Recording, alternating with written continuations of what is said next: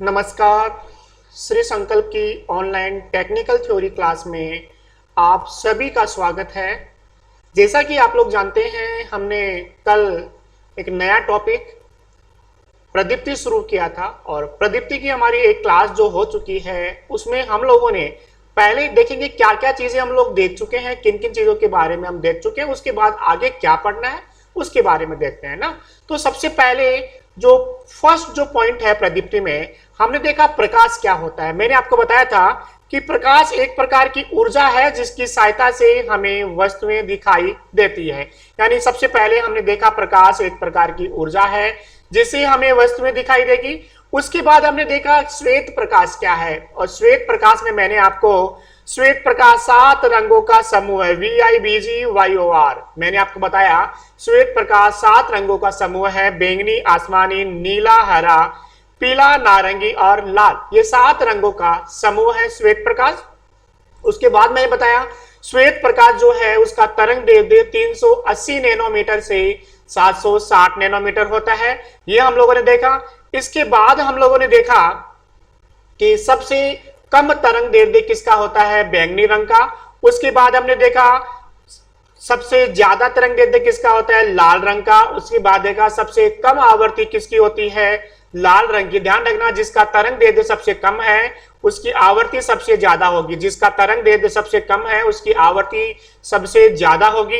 यानी कि सबसे कम तरंग दैर्ध्य बैंगनी रंग का था तो सबसे ज्यादा आवृत्ति किसकी होगी, बैंगनी की होगी। इसके साथ साथ सबसे ज्यादा तरंग दैर्ध्य लाल रंग का था तो सबसे ज्यादा आवृत्ति किसकी होगी, लाल रंग की होगी। ये हमने देखा। ये देखने के बाद हम लोगों ने इसके बाद देखा कि जो खतरे के सिंबल है वह लाल रंग के बनाए जाते हैं। हम लोगों ने देखा खतरे के सिंबल लाल रंग के बनते हैं। प्रकाश का सर्वाधिक वेग हमने देखा निर्वात में होता है। प्रकाश का सर्वाधिक वेग हमारे पास किसमें होता है, निर्वात में होता है।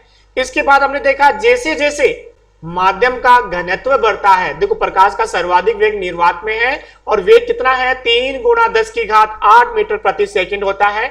इसके बाद मैंने बताया था आपको जैसे जैसे माध्यम का घनत्व बढ़ता है वैसे वैसे प्रकाश का वेग बढ़ता है। यानी कि गैसों में प्रकाश का वेग ज्यादा होता है, द्रव्यों में प्रकाश का वेग उससे कम और ठोसों में प्रकाश का वेग सबसे कम होता है।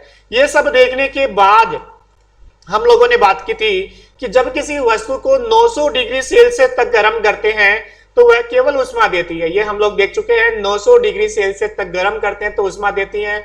हमारे आसपास जितने भी हीटर होते हैं वो सब 900 से कम गर्म होते हैं, उनसे केवल उष्मा मिलती है। लेकिन जो लैंप होते हैं वह 900 से ज्यादा गर्म होते हैं, उनमें उष्मा के साथ साथ हमें क्या मिलता है, प्रकाश मिलता है। ये करने के बाद हमने कुछ प्रदीप्ति के शब्दावलियों के बारे में देखा, और जिसमें सबसे पहली जो शब्दावली थी वो प्रदीप्ति पुंज थी।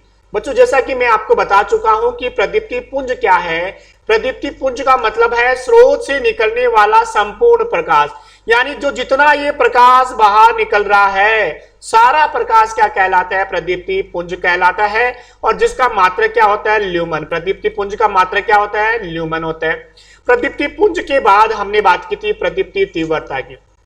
जब मैंने प्रदीप्ति तीव्रता की बात की तो मैंने आपको बताया था कल की क्लास में कि किसी विशेष कोण पर, इकाई ठोस कोण पर, ये इकाई ठोस कोण मान लें, ठोस कोण का मात्रक स्टेरेडियन होता है, किसी इकाई ठोस कोण पर निकलने वाला जो प्रकाश है वो था हमारे पास प्रदीप्ति तीव्रता। यहां तक हम लोग कल की क्लास में देख चुके हैं।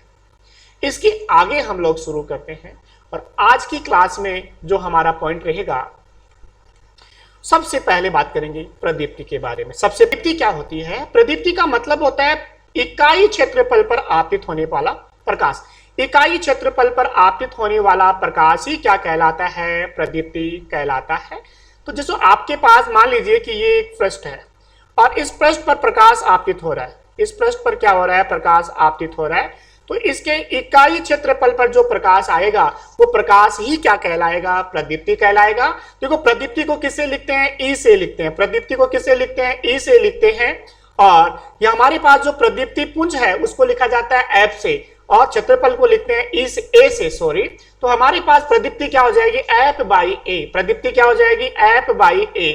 बच्चों, हम लोगों ने देखा था कि जो प्रदीप्ति का जो मात्रक है वो मात्रक था ल्यूमन, और क्षेत्रफल का मात्रक हमारे पास है मीटर स्क्वायर।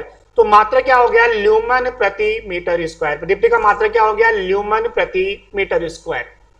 ठीक है, इसके आगे हम लोग चलते हैं। इसके बाद अगला जो हमारा पॉइंट आता है वो है प्रदीप्ति दक्षता। बच्चों हमारे पास एक कोई स्रोत है, मान लीजिए हमारे पास कोई लैंप है। लैंप क्या करता है, विद्युत ऊर्जा को इनपुट के रूप में लेता है। लैंप में इनपुट क्या रहती है, विद्युत ऊर्जा रहती है, और आउटपुट क्या रहता है, प्रकाश।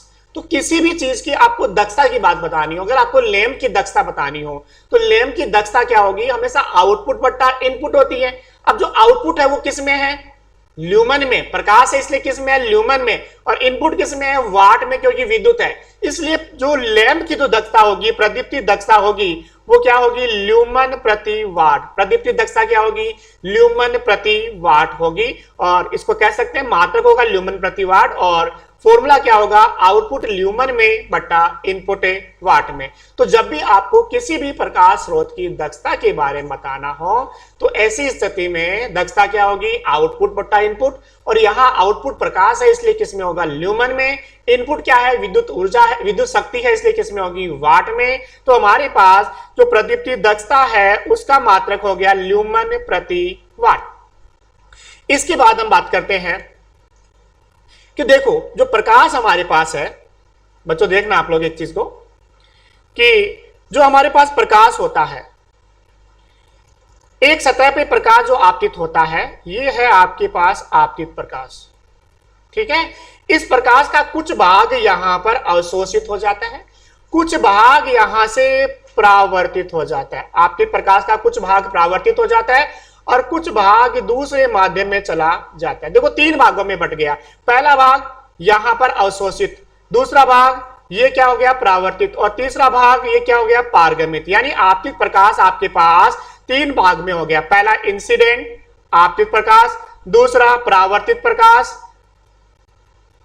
और तीसरा आपके पास हो गया पारगमित प्रकाश। तो तीन भागों में प्रकाश बटा है, सॉरी, पहला इंसिडेंट आपतित प्रकाश है, ये आपतित प्रकाश तीन भागों में बटा है, परावर्तित, पारगमित और यहां पर अवशोषित।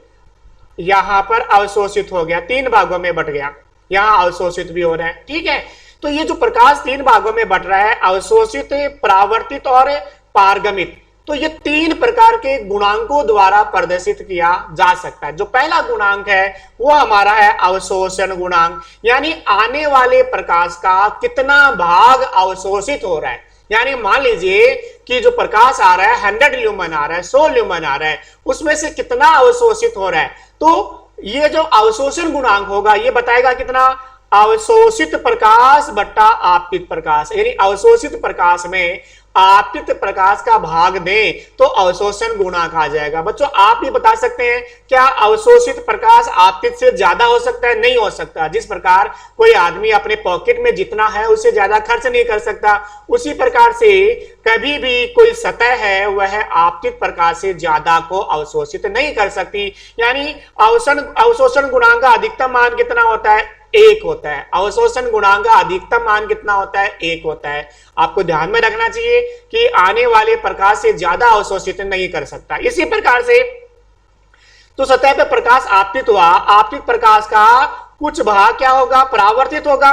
तो परावर्तन गुणांक क्या हो जाएगा? परावर्तित प्रकाश बट्टा आपतित प्रकाश। परावर्तन गुणांक क्या हो जाएगा? परावर्तित प्रकाश बट्टा आपतित प्रकाश। ध्यान रखना, ये परावर्तन गुणांक भी कभी 1 से ज्यादा नहीं हो सकता, क्योंकि आने वाले प्रकाश से ज्यादा कोई सतह परावर्तित नहीं कर सकती। इसके बाद में बात करूं तो पारेषण गुणांक। जब मैं पारेषण गुणांक की बात करूं, देखो जो प्रकाश हमारे पास यहां से दूसरे माध्यम में आ रहा है, मतलब सतह के अंदर जा रहा है, वो कौन सा है? पारेषित प्रकाश है। तो पारेषण गुणांक क्या हो जाएगा? पारेषित प्रकाश बट्टा आपतित प्रकाश। पारेषण गुणांक क्या हो जाएगा? पारेषित प्रकाश बट्टा आपतित प्रकाश। इसका मान भी 1 से ज्यादा नहीं हो सकता। तो किसी भी सतह के लिए अवशोषण गुणांक, परावर्तन गुणांक और पारेषण गुणांक, अवशोषण, परावर्तन और पारेषण, इन तीनों का मान कभी भी 1 से ज्यादा नहीं हो सकता। ध्यान रखिए, अधिकतम मान 1 है और इन तीनों का जो योग है, आप अवशोषण गुणांक, परावर्तन गुणांक और पारेषण गुणांक, इन तीनों का योग सदैव कितना होगा? 1। अधिकतम मान कितना कितना है? अधिकतम मान तीनों का एक एक है, लेकिन ध्यान रखें इन तीनों का योग भी कितना होगा, एक होगा। एक बार वापस समझिए, कोई प्रकाश किसी सतह पे आपतित होता है तो तीन भागों में बढ़ता है। पहला भाग सतह पर क्या हो जाता है, अवशोषित हो जाता है। दूसरा भाग सतह से क्या हो जाता है, परावर्तित हो जाता है। तीसरा भाग सतह से क्या हो जाता है, पारगमित हो जाता है। तीन भागों में प्रकाश बढ़ता है। तो ध्यान रखिए जो अवशोषित होता है उसका अवशोषण गुणांक, अवशोषित प्रकाश बटा आपतित प्रकाश, जिसका अधिकतम मान कितना हो सकता है, एक। उसके अलावा परावर्तन गुणांक, परावर्तित प्रकाश बटा आपतित प्रकाश, इसका भी अधिकतम मान कितना हो सकता है, एक। इसी प्रकार पारेषण गुणांक का मान भी अधिकतम कितना हो सकता है, एक। इन तीनों का अधिकतम मान एक एक हो सकता है, एक एक से ज्यादा नहीं हो सकता। अब हमारे पास इन तीनों का मान एक एक से ज्यादा नहीं हो सकता, लेकिन तीनों का जोड़, अवशोषण गुणांक, परावर्तन गुणांक और पारेषण गुणांक, इन तीनों का जोड़ भी कितना होता है, एक होता है। ठीक है, इसके बाद आगे चलते हैं। अगला जो हमारा जो पॉइंट है वह है कि प्रदीप्ति के नियमों के बारे में, कौन कौन से नियम प्रदीप्ति पे काम करते हैं उनके बारे में बात करते हैं। तो सबसे पहला नियम है व्युत्क्रम वर्ग नियम। सबसे पहला नियम कौन सा है, व्युत्क्रम वर्ग नियम। बच्चों व्युत्क्रम वर्ग नियम की बात करें तो आप लोगों को पता है व्युत्क्रम का मतलब होता है व्युत्क्रमानुपाती, वर्ग का मतलब होता है वर्ग, स्क्वायर मतलब किसका स्क्वायर, यहां दूरी के स्क्वायर की बात करेंगे। यानी मान लीजिए देखो ये स्रोत है, ये है प्रकाश स्रोत, अब यहां से जो प्रकाश आगे आएगा वो दूरी पर निर्भर करेगा। आपको सबको पता है कि जैसे जैसे स्रोत से दूरी बढ़ेगी, जैसे जैसे स्रोत से दूरी बढ़ेगी आपतित प्रकाश की तीव्रता में क्या आएगी, कमी आएगी। यानी किसी सतह पर पहुंचने वाली प्रदीप्ति का मान उस तल से प्रकाश स्रोत की दूरी के वर्ग के व्युत्क्रमानुपाती, तीव्रता के समानुपाती। ध्यान रखना, यहां से आने वाली प्रदीप्ति तीव्रता जो होगी, जो प्रदीप्ति तीव्रता है उस प्रदीप्ति तीव्रता के तो क्या होता है, समानुपाती, और जो दूरी है दूरी के क्या होता है, व्युत्क्रमानुपाती। प्रदीप्ति तीव्रता के बच्चों होता है समानुपाती, तीव्रता के तो क्या है, अनुक्रमानुपाती, समानुपाती, और दूरी के क्या है, व्युत्क्रमानुपाती। आने वाला प्रकाश तीव्रता के समानुपाती है और दूरी के क्या है, व्युत्क्रमानुपाती है। तो आप ऐसा कह सकते हैं यहां से, देखो जैसे जैसे दूरी बढ़ेगी, जैसे जैसे दूरी बढ़ेगी प्रदीप्ति तीव्रता में क्या आएगी, कमी आएगी। दूरी बढ़ने पर प्रदीप्ति तीव्रता में क्या आएगी, कमी आएगी। बच्चों अगर मैंने दूरी को दुगना कर दिया तो जो तीव्रता है वो क्या हो जाएगी, एक चौथाई हो जाएगी। दूरी को दुगना करने पर तीव्रता क्या हो जाती है, एक चौथाई। तो जैसे जैसे प्रकाश स्रोत से दूरी बढ़ती है तीव्रता में क्या आती है, कमी आती है, और तीव्रता दूरी के वर्ग के क्या होती है, व्युत्क्रमानुपाती होती है। तीव्रता दूरी के वर्ग के क्या होती है, व्युत्क्रमानुपाती। दूरी दुगनी करने पर तीव्रता कितनी हो जाएगी, एक चौथाई हो जाएगी। ध्यान रखना केवल दूरी पर ही निर्भर नहीं करता, प्रदीप्ति तीव्रता पर, सॉरी पहुंचने वाली जो प्रदीप्ति है उसका मान एक चौथाई हो जाएगा, प्रदीप्ति तीव्रता पे भी क्या करता है, निर्भर करता है। तो एक बार वापस देखिए कि स्रोत से किसी सतह पर यहां पर जो प्रकाश आ रहा है, ये प्रकाश यहां की प्रदीप्ति तीव्रता के तो क्या होता है, समानुपाती, और दूरी के क्या होता है, व्युत्क्रमानुपाती होता है। ठीक है, ये बात थी व्युत्क्रम वर्ग नियम। लेकिन इस नियम के साथ साथ एक नियम और भी काम में आता है, वह है लेम्बर्ट का कोजिया नियम। कौन सा नियम, लेम्बर्ट का कोजिया नियम। देखिए केवल तीव्रता पर ही निर्भर नहीं करता, केवल दूरी पर ही निर्भर नहीं करता, ध्यान रखिए ये तीव्रता और दूरी के साथ साथ कोण पर भी निर्भर करता है।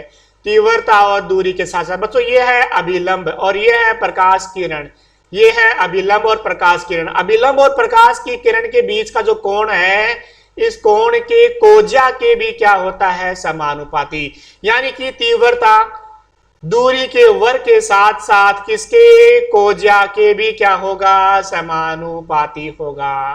पॉइंट क्लियर है। तो हम कैसे कह सकते हैं, किसी प्रकाश स्रोत से आने वाली प्रकाश स्रोत से आने वाली प्रदीप्ति स्रोत से आने वाली प्रकाश किरण एवं अभिलंब के बीच बने कोण के कोजा के अनुक्रमानुपाती, यानी कोस थीटा के भी क्या होता है, अनुक्रमानुपाती होता है। और बच्चों जब तीनों को मिला देते हैं, पहला नियम और द्वितीय नियम दोनों को मिला देते हैं, तो हमारे पास बन जाता है E is equal to, e क्या हो जाएगा हमारे पास ई हो जाएगा I upon d square cos theta, I upon d square cos theta हो जाएगा। ये तो बात है लैम्बर्ट का कोजा नियम और व्युत्क्रम वर्ग नियम दोनों का मिश्रित हो। इसके बाद आज की क्लास में इसके बाद हम बात करते हैं लैंप के बारे में, किस किस प्रकार के लैंप होते हैं उनके बारे में बात करते हैं।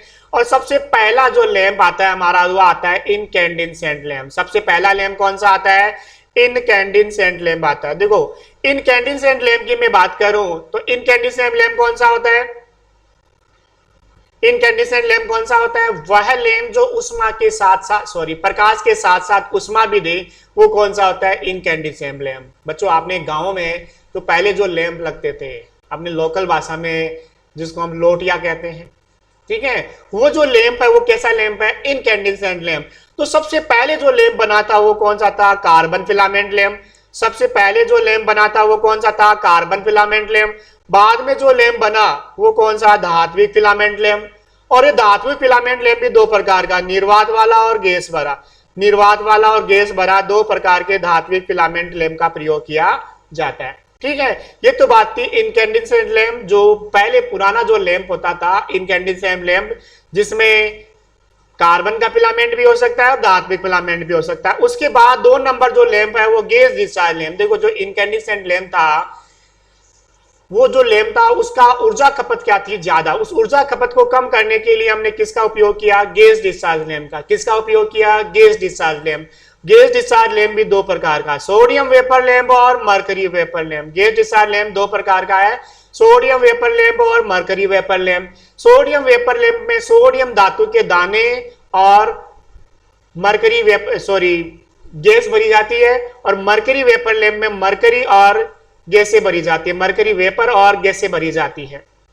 ठीक है, वहां पर सोडियम वेपर वाष्प भरी जाएगी, सोडियम की वाष्प भरी जाएगी, और यहां पर क्या भरी जाएगा, मरकरी वाष्प भरी जाएगी।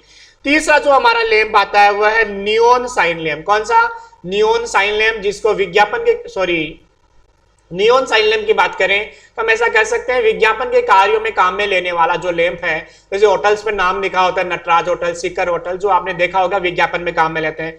और चौथा जो लैंप आता है हमारा आर्क लैंप, यानी कि जो प्रोजेक्टर में लगा होता है, जो सिनेमा हॉल में जो लैंप लगा होता है जिसे प्रोजेक्शन किया जाता है, वो कौन सा लैंप है, आर्क लैंप है। ये देखो 4 प्रकार के लैंप हम लोग पढ़ेंगे, और इनमें सबसे पहला जो लैंप की हम शुरुआत करते हैं वह है इनकैंडेसेंट लैंप। सबसे पहला जो लैंप है हमारा वो कौन सा है, इनकैंडेसेंट लैंप। और जब हम इनकैंडेसेंट लैंप की बात करें तो आपको लैंप आपको नजर आ रहा है, ये आपको लैंप नजर आ रहा होगा, ये लैंप आपने घरों में देखा है, गांव में लगा हुआ। ठीक है, इस लैंप की बात करें तो ये ऊपर आपको कॉन्टेक्ट पिन नजर आ रहे हैं, ये 2 कॉन्टेक्ट पिन नजर आ रहे हैं आपको। इसके बाद लैंप का ये जो कैप है जो होल्डर में लगता है वो नजर आ रहा है। ये जो भाग दिख रहा होगा ये कांच का बना होता है, किसका होता है, कांच का होता है। और इस कांच में यहां देखो फिलामेंट लगा हुआ है। इनकैंडेसेंट लैंप में हम बात कर रहे हैं कार्बन फिलामेंट की लैंप की। देखो इनकैंडेसेंट लैंप 2 प्रकार के थे, कार्बन और धात्विक। तो मैं सबसे पहले कार्बन फिलामेंट लैंप की बात कर रहा हूं। भाई यहाँ जो फिलामेंट लगा हुआ है, अगर कार्बन फिलामेंट लैंप है तो फिलामेंट किसका होगा, कार्बन का होगा। किसका होगा, कार्बन का होगा। और यहाँ पर देखना लैंप में किसी प्रकार की कोई गैस नहीं भरी गई, मतलब ये लैंप क्या है, खाली है, गैस नहीं भरी गई है। तो यहाँ पर हम कह सकते हैं कार्बन फिलामेंट लैंप में, कांच के लैंप में कार्बन का फिलामेंट लगा होता है। कांच के लैंप में क्या लगा होता है, कार्बन का फिलामेंट लगा होता है। इस लैंप में किसी प्रकार की कोई गैस नहीं है, मतलब लैंप में क्या है, निर्वात है। लैंप में कोई गैस नहीं है, लैंप में क्या है, निर्वात है। जब ये लैंप बना तो इस लैंप में जो प्रकाश निकला वो कितना था, 2.5 से उस प्रकाश की दक्षता है 2.5 से 4 ल्यूमन प्रति वाट। कहने का मतलब है इस लैंप को जब हमने 1 वाट शक्ति दी, कितनी शक्ति दी, 1 वाट शक्ति दी, तो ये हमें कितना 2.5 से लेकर 4 ल्यूमन तक का प्रकाश दे सकता है। कितना? 1 वाट शक्ति देने पर 2.5 से लेकर 4 ल्यूमन तक का प्रकाश ये लैंप हमें दे सकता है। और ध्यान रखें, इस लैंप की जो दक्षता है बहुत ज्यादा कम है, और इतनी ज्यादा कम है इस लैंप को कभी प्रकाश कार्यों में काम में नहीं लिया जा सकता। इसलिए इस लैंप का प्रयोग क्या हुआ? प्रकाश व्यवस्था में नहीं हुआ। प्रकाश व्यवस्था के स्थान पर बैटरी चार्जिंग में एवं लोड के रूप में, उसमें विकर्ण के रूप में या लोड के रूप में इसका प्रयोग किया गया। और ये जो लैंप था, ये जो लैंप है अपने को 600 से लेकर 800 कार्य घंटे तक काम कर सकता है। इतने घंटे बाद ये लैंप की कार्य क्या हो जाएगा? जलने की क्या रहेगी? संभावना रहेगी। देखो ध्यान रखें, लैंप अपने जितने भी विद्युतीय उपकरण होते हैं सबका कोई ना कोई आयुकाल होता है। इसका आयुकाल कितना है? 600 से लेकर 800 घंटे। ये लगाने का नहीं है, ये चालू रखने का है। इतने घंटे चलाएंगे तो लैंप का जो फिलामेंट है वो खराब हो जाता है, उसके बाद लैंप कभी भी फ्यूज हो सकता है। ठीक है, ये तो बात थी किसकी? कार्बन फिलामेंट लैंप की। एक बार वापस देख लीजिए, आप इसका स्क्रीनशॉट ले सकते हैं और इसकी पीडीएफ आपको अपने टेलीग्राम ग्रुप में मिल जाएगी, तो वहां से पीडीएफ भी ले सकते हैं। तो हमारा जो कार्बन फिलामेंट लैंप है, कार्बन फिलामेंट लैंप की जो मैं बात करूं तो इसमें आपके पास क्या होगा? कांच का बल्ब होगा जिसमें कार्बन का फिलामेंट होगा। कांच के बल्ब में किसका फिलामेंट होगा? कार्बन का होगा। जब इस लैंप को चालू करते हैं तो हमें दक्षता मिलती है 2.5 से 4 ल्यूमन। दक्षता कितनी मिलती है हमें? 2.5 से 4 ल्यूमन दक्षता मिलती है। कहने का मतलब है यह जो लैंप है 1 वाट शक्ति देने पर 2.5 से 4 ल्यूमन प्रकाश देगा।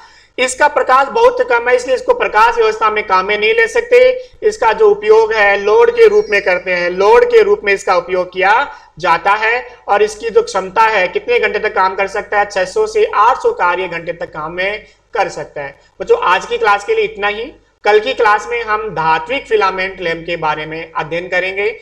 ज्यादा से ज्यादा बच्चे क्लास को शेयर कीजिए, और इसकी जो पीडीएफ है वो आपको टेलीग्राम ग्रुप में मिलेगी, तो टेलीग्राम ग्रुप ज्वाइन कीजिए। जो ग्रुप है अपना श्री संकल्प क्लासेज सीकर के नाम से चैनल है और श्री संकल्प सीकर के नाम से ग्रुप है। इसके साथ साथ आपको और स्टडी मटेरियल चाहिए तो अपने कोचिंग का जो ऐप है श्री संकल्प क्लासेज सीकर, वह प्ले स्टोर से आप डाउनलोड कर सकते हैं। और वीडियो के जो डिस्क्रिप्शन बॉक्स है उसमें भी ऐप का लिंक दे रखा है, टेलीग्राम चैनल का लिंक दे रखा है। ठीक है, आज के लिए इतना ही। धन्यवाद।